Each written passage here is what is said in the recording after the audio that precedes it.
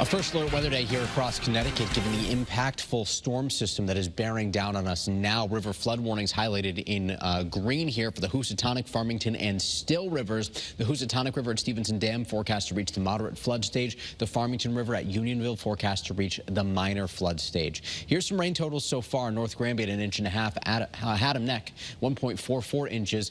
Wallingford 1.2, a little over an inch in Moodus. Hopkinton coming in at 0.88 inches. Milford at 3/4 of an inch. And we just heard from Roger in Weathersfield, too, with over 1.25 inches already. Our network of neighborhood weather stations showing similar conditions here.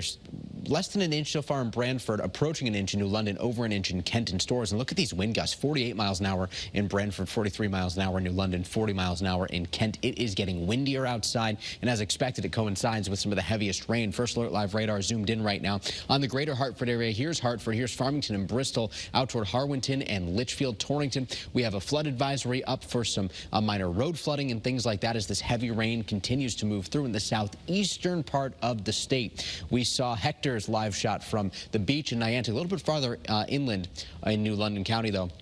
We have these bands of heavier rain rotating through Voluntown, Griswold, up the 395 corridor, back toward Franklin, Lebanon, and into Hampton. So this is going to be sort of what we watch, is all of this lifting north back into parts of Windham County. The statewide perspective shows something very interesting to our west, almost somewhat of a squall line crossing into the Hudson River Valley. This is when we have the greatest chance of actually seeing some thunderstorms, and out ahead of that is when we will see our strongest wind gusts. First Alert Futurecast modeling that very well. Here's the heavy rain continuing for the next hour or so, and by 3 in the morning, as that squall line moves through, it starts to shut things down. We dry out from west to east with improvements for the morning tomorrow. Scott and Melissa will be here tomorrow for team coverage to track that for you, but we're still looking at an additional 1 to 2 inches of rainfall, locally higher amounts in eastern Connecticut, falling on top of our saturated soils.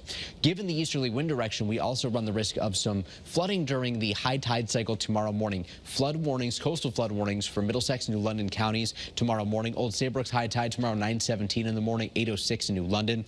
In New Haven and Fairfield counties, just a coastal flood advisory. New Haven's high tide tomorrow 9:54 in the morning. Look at these wind speeds sustained along the shoreline, over 30 miles an hour in some spots. Even inland, we're beginning to see sustained wind speeds pick up, gusting to 40 miles an hour in Waterbury, 44 in Groton, 26 in Willimantic, and 32 at Hartford Brainerd.